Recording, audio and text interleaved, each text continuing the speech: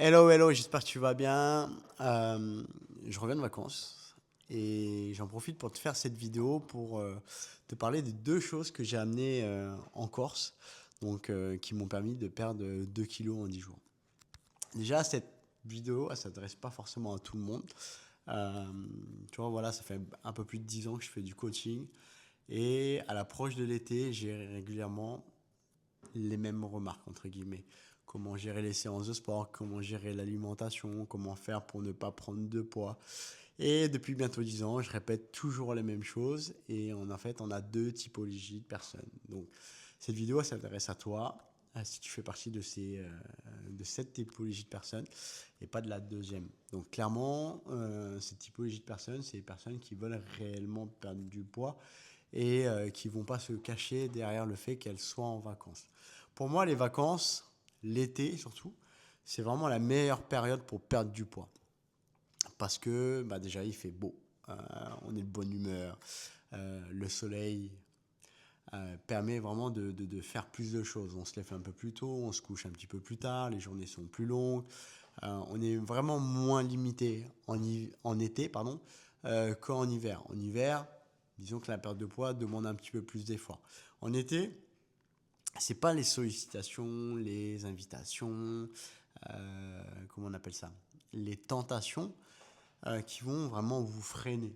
C'est plutôt la méthode ou en fait l'approche que vous aurez de la perte de poids durant cette période. Mais typiquement, là, on a plein de gens qui démarrent. Il y a beaucoup de personnes qui ont démarré au mois de juin. On a du moins 5 kilos en un mois, du moins 4 kilos en 2-3 semaines. Après, il y en a pour qui ça va un peu moins vite parce que c'est vrai que les sollicitations sont nombreuses et les tentations sont nombreuses. Et si en fait on n'a pas une vision claire de ce qu'on doit faire et quel sacrifice entre guillemets on doit faire, ça va être compliqué.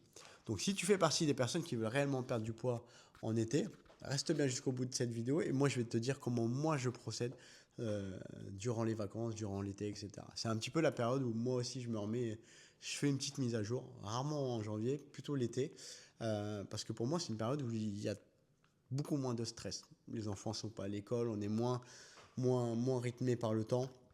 Donc il y a vraiment plus de légèreté, il y a moins de stress et forcément je dors un petit peu mieux. Et derrière, bah, pour moi, c'est vraiment la période la plus simple. Et aussi, parce que j'ai été conditionné à fonctionner comme ça. J'ai fait du sport de haut niveau dans le foot et les préparations physiques d'avant-saison, bah, c'est juin, juillet, voire août.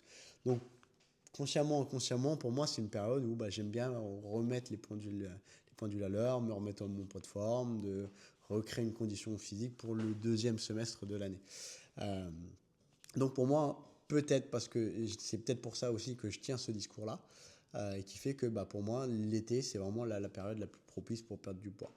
Et sans se frustrer en fait. Je trouve que l'été, c'est vraiment très simple parce qu'on bouge plus facilement, on est tout de suite plus actif. Et en vacances, j'ai envie de dire, c'est encore plus facile. Moi, typiquement, j'ai du mal en fait à concevoir des vacances où on bouge pas. Alors moi, je suis pas quelqu'un qui fait des randonnées, hein. Typiquement, je vais pas aller en Auvergne faire des randonnées, des trails, ce genre de choses.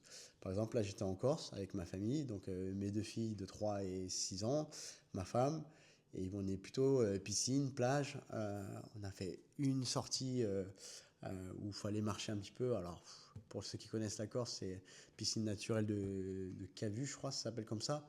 C'est pas de la rando, c'est juste faut escalader deux trois rochers pour arriver à un certain endroit et encore c'est pas extraordinaire.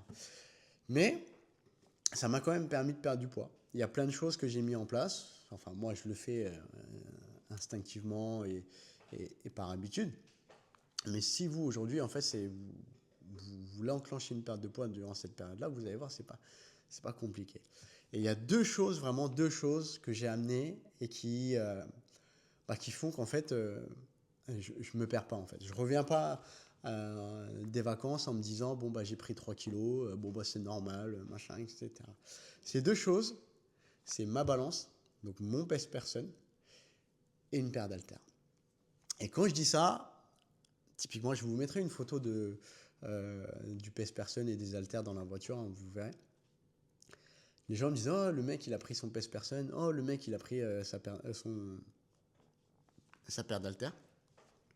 Et des fois, j'en discute avec les clients où je leur dis, ils me disent, bon, je ne pourrais pas me peser cette semaine parce que je suis en vacances.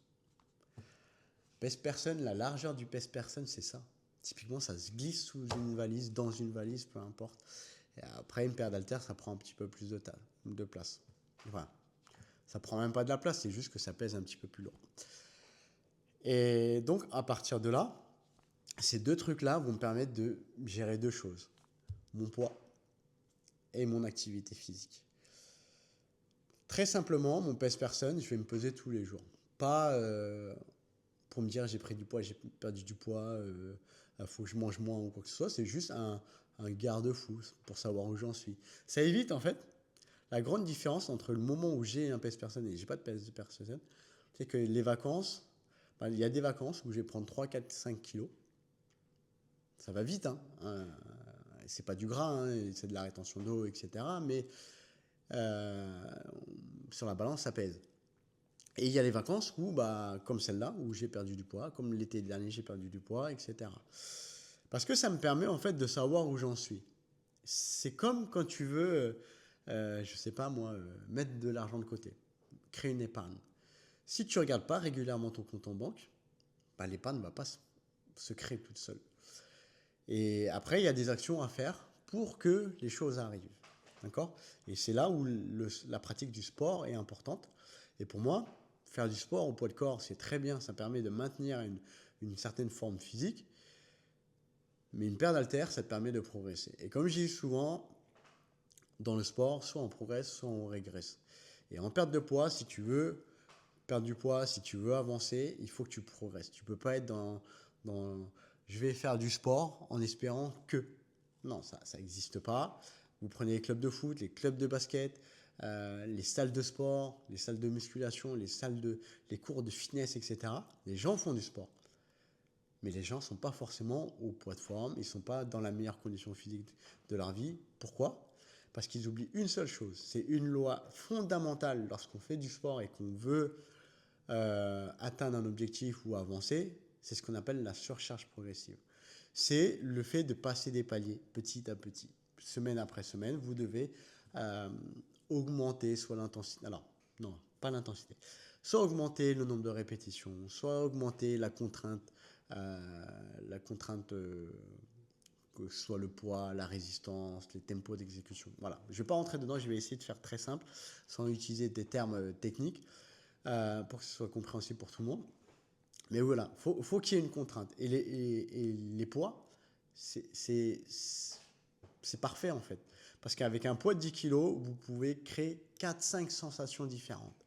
L'intensité, de la brûlure entre guillemets, l'impression que ce soit très lourd, etc. Il y a plein de choses qu'on peut faire. Par contre, vous ne pourrez pas le faire que au poids du corps. Parce que typiquement, quand vous faites 70 kg, vous faites 90 kg, vous allez peut-être le ressentir sur certains efforts, mais au quotidien, vous n'allez même pas le sentir. Pourtant, il y a un delta de 20 kg. Et puis c'est pareil, pour les personnes qui passent de 100 kg à 80 kg, elles ne vont pas forcément sentir la différence. Elles vont le sentir un petit peu plus au quotidien, voilà, quand je me baisse, je me relève, etc. Mais au poids de corps, ce n'est pas une vraie contrainte, parce que notre corps s'adapte très rapidement. Par contre, vous rajoutez un poids, c'est différent. Ça oblige son corps à progresser, etc. Et c'est ce qui fait que même pendant les vacances, avec une simple paire d'haltères moi j'ai pris 20 kg, donc 10 et 10, j'ai pu progresser, continuer à progresser en tout cas. Donc ça, c'est les deux choses que j'ai apportées. Après, au niveau de l'alimentation, forcément, je ne suis pas parti dans tous les sens. Je n'ai pas amené ma balance pour peser mes aliments, compter mes calories, etc. Typiquement, c'est le genre de choses que je ne fais même pas durant l'année, de compter mes calories. Peser un petit peu plus souvent parce que ça me permet vraiment de savoir ce que j'ai dans mon assiette, etc. Mais compter les calories, c'est le genre de truc que je comprends. Après, ça, quelqu'un qui ne comprend pas la nutrition, forcément, pour lui, compter les calories, c'est normal. Mais en fait, dans la nutrition, il y a plusieurs niveaux de conscience à avoir. Un, c'est compter ses calories, c'est donc savoir le volume alimentaire que vous allez avoir, l'énergie que vous allez apporter. Mais après, il y a le timing des aliments. Et c'est sur ça que je vais me baser. Parce que moi, aujourd'hui, j'ai 38 ans, bientôt 39. Passé 30 ans, typiquement, c'est pas tant une histoire de calories, c'est vraiment ce qu'on va apporter au bon moment. Donc, en fonction de l'activité physique que vous aurez, bah en fait, c'est là où il va falloir caler les plus gros repas de la journée. Et moi, typiquement, j'aime bien manger. Donc, je préfère faire mes séances de sport le soir. Comme ça, je sais que derrière, j'ai un très très gros repas. Et c'est plus sympa pour moi. Après, des fois, pendant certains jours de vacances, bah, je me suis entraîné le matin. Donc, mon plus gros repas, ça sera le matin. Et il faudra que je gère un petit peu plus la journée. Mais typiquement j'ai pris une glace tous les jours avec les filles. Qu'est-ce qu'on a fait? On a acheté du saucisson corse. Pour ceux qui vont en Corse et qui aiment le saucisson, c'est super bon. Typiquement, le saucisson, on le finit dans la soirée, hein, avec ma femme. On n'est pas là à prendre deux, trois tranches de machin. Après, il y a des petites adaptations. Par exemple, lorsqu'on mange au restaurant, bah, je vais chercher un plat où j'ai un maximum de viande, un maximum de protéines, hein, que ce soit viande, poisson, œufs. Euh, le moins de féculents possible parce que ça me permet en fait de les répartir différemment dans la journée. Donc typiquement, j'ai pas mal mangé de salade César. Par contre, la panière de pain, oui, elle y est passée aussi. Euh, donc pas mal de salade César. J'ai dû en manger deux, trois fois dans la semaine. Du poisson. Après, moi, j'aime le poisson lorsque je suis en vacances parce que c'est le genre de choses que je fais pas forcément à la maison pour X raisons.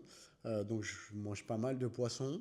Le soir, en féculent, j'ai pris pas mal de pâtes et de pommes de terre. Très peu de riz parce que le riz, j'en mange déjà toute l'année. Donc là, j'ai essayé de varier. Et puis après, en fait, j'ai un compteur pas qui est ultra important, je trouve. Je me suis fixé 12 000 pas par jour. Et ça va très vite, hein, lorsqu'on a des enfants. Même ma petite qui fait sa sieste de 2 heures à 4 heures. En fait, on est tout le temps en activité. Je trouve que pendant les vacances, c'est très rare d'être assis comme je suis en train de faire pour cette vidéo. C'est plus tout au long de l'année où finalement j'aurais plus de difficultés à marcher. Là, 12 000 pas pour moi, c'est pas plus que d'habitude parce que habituellement, je tourne entre 15 et 20 000 pas. Mais pendant les vacances, bah, je ralentis un peu, mais ça me permet d'avoir une certaine activité. Après la séance de sport, je vais la caler. Je vais faire un circuit très simple. Je fais trois exercices. Ça va être pompe, un squat avec des haltères et du rowing avec haltères. Je fais ça, c'est en format de 20 minutes. 20 minutes. Allez, 15 minutes plutôt. Et peut-être 5 minutes d'étirement et 5 minutes d'échauffement. Et à partir de là, ça y est, c'est fait. J'ai fait 3 voire 4 séances dans la semaine, je crois. 1, 2, 3, 4. Ouais, j'ai fait 4 séances dans la semaine. 4 séances en 10 jours, c'est pas énorme, hein. C'est un peu moins de une tous les 2 jours. C'est pas. Voilà. Mais ça m'a permis, en fait, de continuer à stimuler mon corps, etc. Après, il y a un truc qui est ultra important lorsque vous voulez perdre du poids, c'est votre sommeil, la qualité de votre sommeil. Le nombre d'heures est important. Le temps. Alors, je fais une petite parenthèse sur le nombre d'heures. Le nombre d'heures, c'est en gros le temps que vous passez au lit, moins 1 heure et demie. C'est à peu près ça. 1 heure et demie, c'est toute l'agitation que vous aurez dans votre sommeil, les moments où vous allez vous réveiller, vous recoucher, etc. Ça, c'est naturel. C'est à peu près 1 heure et demie pour tout le monde, voire 2 heures pour certaines personnes. Donc, pour avoir votre temps de sommeil, si vous vous couchez à 10 heures, vous levez à 6 heures, vous fait a priori 8 heures de sommeil. Mais en fait, c'est le temps que vous passez dans votre lit. Et c'est rare que vous alliez au lit et que vous endormez comme ça et que vous vous leviez à 6 heures sans réveil nocturne. Le réveil nocturne est normal. Donc, vous vous couchez à 10 heures, vous vous levez à 6 heures du matin, bah, vous aurez dormi, allez, 6h30. Ouais, c'est ça, 6h30. 6h, 6h30. D'accord? Il y a plein de gens qui me disent, oui, je ne suis pas fatigué, etc. C'est pas parce que vous n'êtes pas fatigué au réveil que vous avez bien dormi. La qualité de votre sommeil va dépendre de plein de choses en fait. Est-ce que vous êtes réveillé plusieurs fois dans la nuit, etc. Et ça, c'est ultra important d'avoir un sommeil récupérateur. Donc pendant les vacances, moi, une des choses que je trouve ça, c'est le plus grand luxe, c'est de ne pas avoir de réveil. Je mets vraiment pas de réveil. On se couche aux alentours de 22h30, 23h. Et on doit s'endormir sur les coups de 11h30, minuit. Par contre, on ne met pas de réveil. Et nous, on se lève aux alentours de 8h, 8h30, voire 9h, en fonction de si les filles se lèvent un petit peu plus tôt et si elles sont pressées d'aller à la plage. Et voilà, donc, mon alimentation, je la cadre à peu près comme ça. sans vraiment, comment dire, peser ou quoi. Après, instinctivement, je suis plus dans la restriction que dans l'abondance, clairement. Je l'ai fait par le passé, hein, où je mangeais 4-5 fois dans la journée tout ce qui venait sous les mains. Forcément, on prend du poids. Il n'y a pas de secret. Euh, Là, on est plus dans... Voilà, je fais attention aux quantités que j'ai. Je vais manger un maximum de viande, maximum de légumes. Je vais aller chercher des glucides plutôt dans les fruits, dans les pommes de terre, hein, ce genre de choses-là, des choses qui vont me rassasier très rapidement. Et puis en fait, moi j'ai beaucoup de petits plaisirs. Les gâteaux, les bonbons, les glaces, ce genre de choses. Je préfère, en tout cas, je préfère ne pas manger de féculents dans un repas et aller sur ces petits plaisirs-là. Et en fait, c'est le compromis que moi j'ai trouvé, qui fonctionne en tout cas pour moi, et que je sais qu'il fonctionne pour beaucoup d'autres clients. Donc tu peux vraiment l'utiliser, dire bah voilà, je mange un petit peu moins. Alors ça, c'est vraiment exclusif aux vacances. Si vous le faites toute l'année, je vous dirais que c'est pas bien, qu'il faut cadrer votre alimentation, qu'il faut apporter de la qualité, etc. Mais dans une phase où l'objectif c'est vraiment se détendre, se relâcher, de lâcher prise, d'éliminer un maximum de charge mentale, je trouve que c'est plutôt pas mal. Ça permet de revenir de vacances et de remettre du cadre et d'avoir envie de mettre du cadre. Parce que typiquement, là, on est arrivé hier. Bon, aujourd'hui, j'ai repris mon petit déjeuner, j'ai repesé mes aliments, et en fait, je suis content de le faire. Je me remets dans un cadre, dans quelque chose de productif, quelque chose où je sais que je vais encore plus avancer. Et j'ai l'énergie, en fait, j'ai retrouvé, comment dire, la fraîcheur de le faire. Et ça, si j'avais pas déconnecté pendant les vacances, j'aurais pas pu le faire. Vous voyez ce que je veux dire? Donc voilà. Donc, les deux choses qui m'ont permis vraiment de rester dans les clous, c'est mon pèse personne et c'est ma paire d'haltères. Après, c'est de l'adaptation. Ça, c'est, j'ai envie de dire, pour moi, c'est facile parce que c'est de l'expérience. Pour vous, si vous ne savez pas le faire, n'hésitez pas à prendre un appel avec moi et pour que je puisse vous guider. Euh, ou qu'on puisse vraiment l'adapter en fonction de ce que vous allez faire. Mais voilà. Sortez du cadre, d'un cadre, d'une structure, d'un cadre qu'on a créé ensemble, ou si vous n'êtes pas dans le coaching, bah, que vous avez l'habitude de suivre pour avoir en fait l'envie de revenir dans le cadre que vous vous êtes créé par avant. Ok. Voilà, voilà. J'espère que cette vidéo vous aura aidé. Je la fais comme ça, là, retour de vacances. Je me suis dit, ce serait pas mal de partager ça.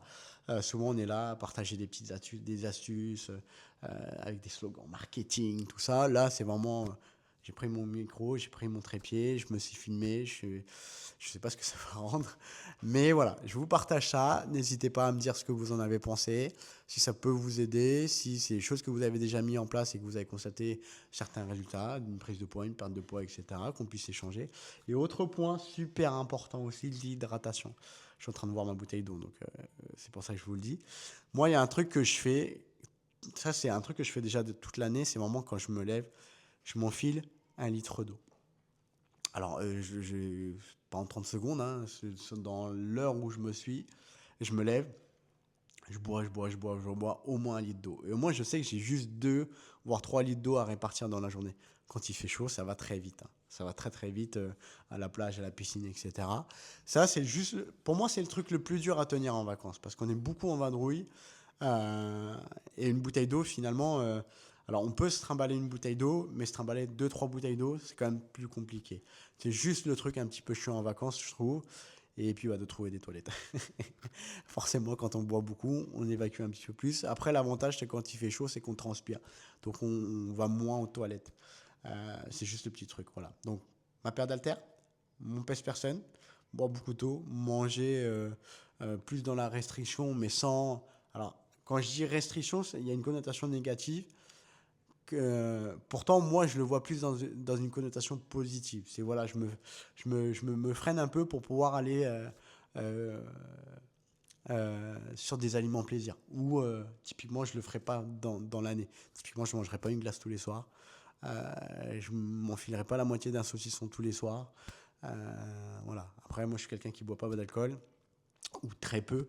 Donc moi, j'ai pas cette problématique-là. Et puis bah voilà, faire une séance de sport, je dirais au moins une fois tous les 2-3 jours, marcher un maximum, ne pas rester inactif, même si on est en vacances, jouer avec vos enfants, faites des choses que vous n'avez pas l'habitude de faire. Si vous aimez les randonnées, faites des randonnées. Et normalement, au retour de vacances, vous n'aurez pas pris de poids, ça c'est sûr, parce que vous serez pesé quasiment tous les jours. Et de deux, il y a de grandes chances que vous ayez perdu du poids, parce que le facteur stress est censé ne pas être là pendant les vacances. Moi, en tout cas, c'est le cas. Et je l'ai vu, hein. Je suis à moins 2,3 kilos en 10 jours. Voilà. Sur ce, bonne journée à vous et à très vite.